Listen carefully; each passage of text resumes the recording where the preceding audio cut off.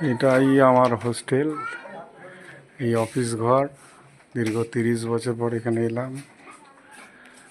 এইগুলো রুম। এইখানে আপনি ভেতরে এসে একটু বসুন। হ্যাঁ হ্যাঁ ঠিক আছে, বসছি বসছি। এইগুলো রুম। এখানে খেলার গ্রাউন্ড,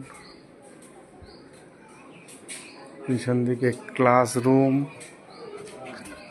বাচ্চারা ক্লাস করছে।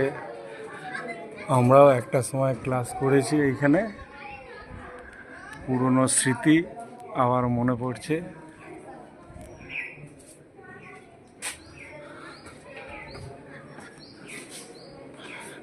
এই রুমে আমরা থাকতাম।